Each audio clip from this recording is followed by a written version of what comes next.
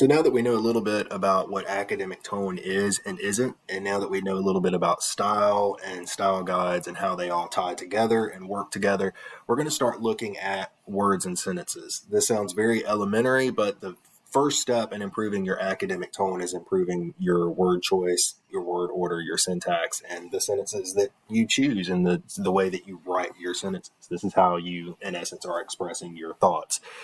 And so words itself is the smallest unit of meaning. It is the building block, as we know, of sentences that dictate the meaning that is conveyed via your sentences. A sentence is a unit of expression. It arranges the parts of speech, which are obviously words, to mirror a perception, conceptualization, or understanding. And it goes beyond just stringing words together to make a sentence. We have to really and truly think about what each word means and how it is translated to the reader and to the audience. And so I just want to give you another example of this.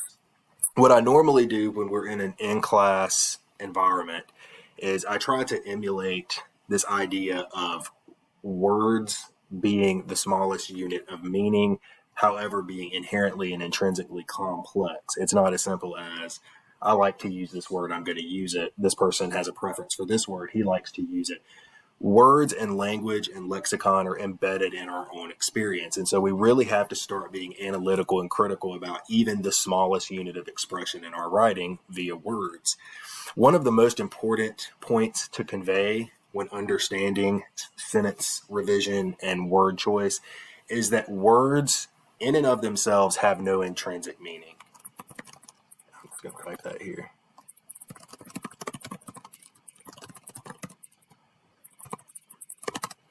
Words are simply a reflection of a thought, a reflection of experience that is amassed that dictates how we conceptualize a certain thought. And so to say that this word means this is not always sufficient when it comes to expressing our ideas. Let me show you what I mean. In class, I normally would pass out a bowl of paper clips. I would have everyone grab a paper clip, and when everyone has a paper clip in their hand, I go seat by seat, row by row, as quickly as possible, and I have everyone tell me the first word that comes to their mind when they're holding the paper clip. What is the meaning of that paper clip? And you would oftentimes hear all sorts of different words. For instance, old, industrial, maybe attach, office supplies. And the list would just go on and on and on. I'm trying to think of some other words. Clerical. What's another word? Alloy. Aluminum. Organized. Efficient. These are just some words that are coming to mind from previous classes. But this list would go on and on and on, different words. And as you can see, they all far surpass the definition of a paperclip, right? Or what we commonly conceive to be a paperclip. We have descriptors here such as cold, industrial. We have nouns, office supplies, clerical. We have other types of specific jargon for certain metals, alloy, aluminum, verbs, organized, efficient. One single paperclip as a referent, which is what we call something that is a symbol for an actual thought or an idea. The paperclip and the word paperclip is a referent or a symbol, in other words, for all of these different meanings from different people who have different experience. So all of our various subjective experiences dictate what meaning is for each of us individually. And the more that we are culturally similar, societally similar, even politically similar, those meanings tend to meld together and we have similar understandings.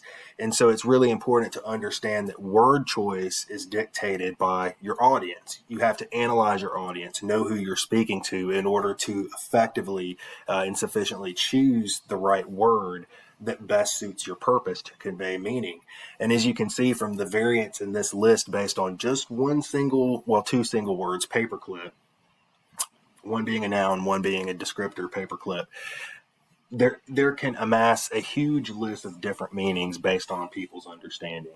And so it's really important just to think clearly, think about your audience, think about your purpose first and foremost, before arbitrarily selecting words that may just be easier to use because they come to your mind first.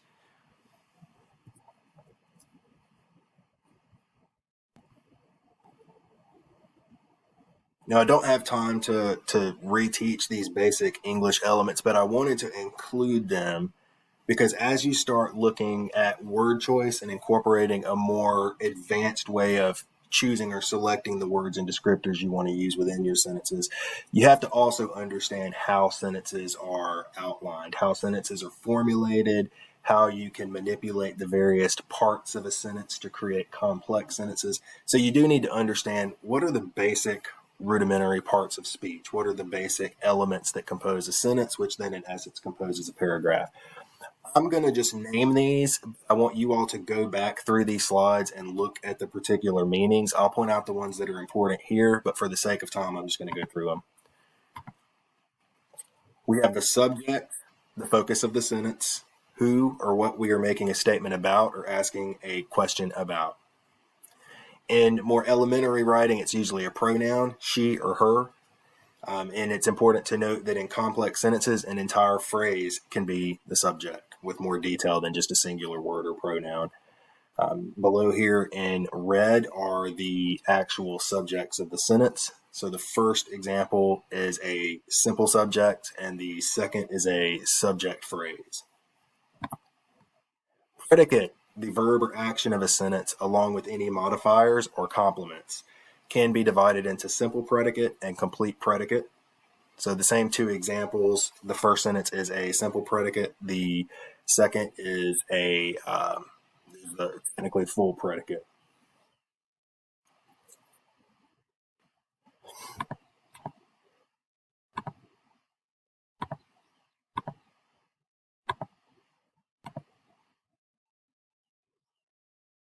Thought I was on the right slide, but this is the actual full predicate down here.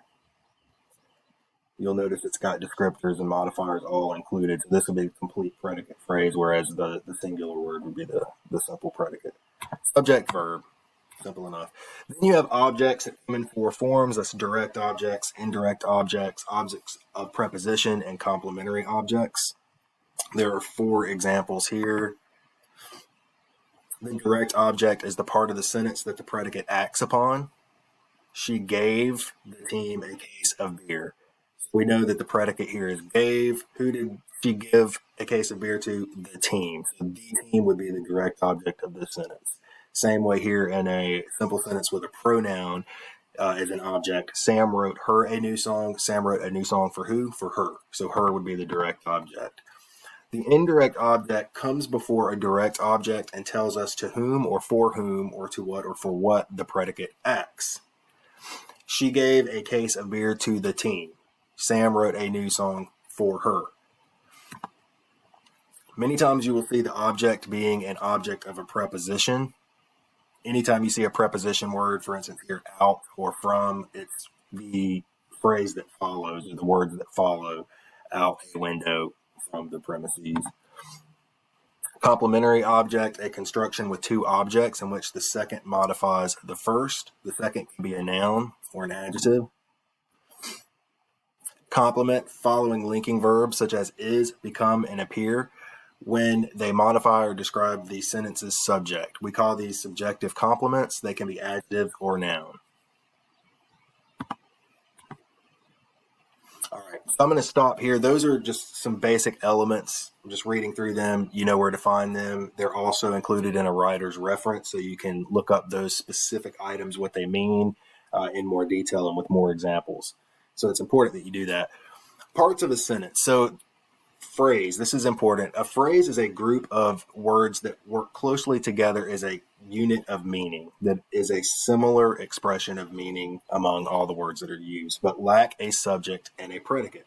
Several types of phrases defined by the word introducing them include prepositional phrase. The bat in the attic is not a vampire. In the attic has a prepositional word in. In the attic, the modifiers that follow the preposition, all of that in red there is considered a prepositional phrase. Verbal phrase. More and more people will be buying subcompact cars as gasoline prices, excuse me, again rise. The verb or the predicate here, buying, will be buying, modifier of buying, and so the total verbal phrase here would be will be buying.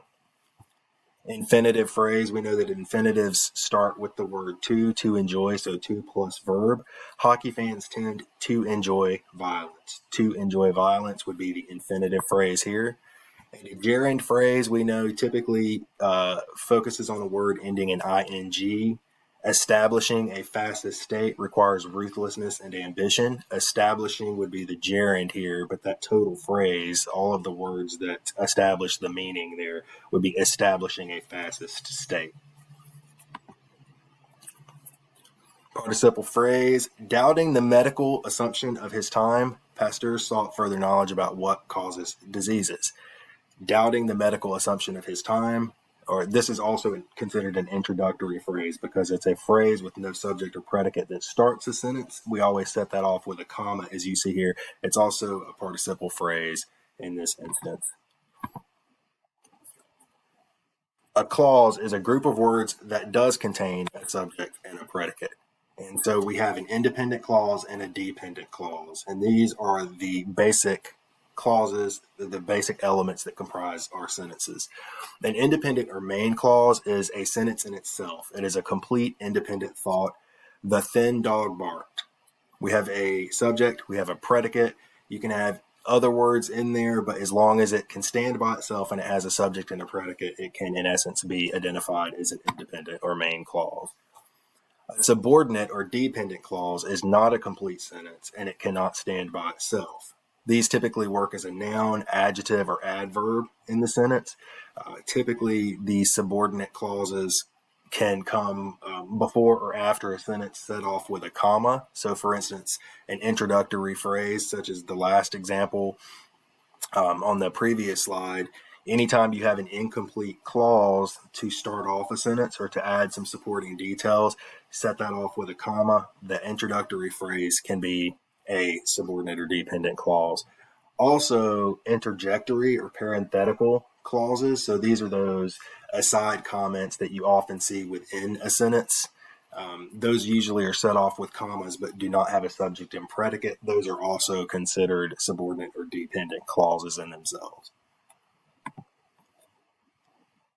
Modifiers are any word, phrase, or clause that functions as an adjective or an adverb.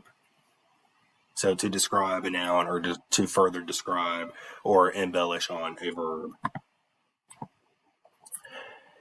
Now what we do is we take these items, our singular word choice, we take our different phrases, our different clauses, and we string them together to make the most complex yet most sophisticated and logical sentence structure that we can. This is the goal to help with improving or elevating your academic tone when you first start as an academic writer. The types of sentences are simple, compound, complex, compound, complex, and complete. Go through these real quickly. A simple sentence only has one clause containing only one predicate. You would notice these as being sentences that you started writing in elementary school. For instance, John laughed. We have the subject John, the predicate laughed. Big John laughed loudly. We've got John predicate laughed. We have an adverb and an adjective, big and loudly. So some extra words, but it's still a very simple sentence. John laughed at her. We have the subject, John, predicate, laughed. We have at her. So we have some additional modifiers and prepositions, but in essence, one subject, one verb, very simple sentence. Clearly, we want to avoid these types of sentences. A compound sentence is two or more main clauses or independent clauses, each containing a subject and a predicate, each describing an action in itself. The two clauses are nearly equal in importance, thus they coordinate. So sometimes you'll see this, you'll see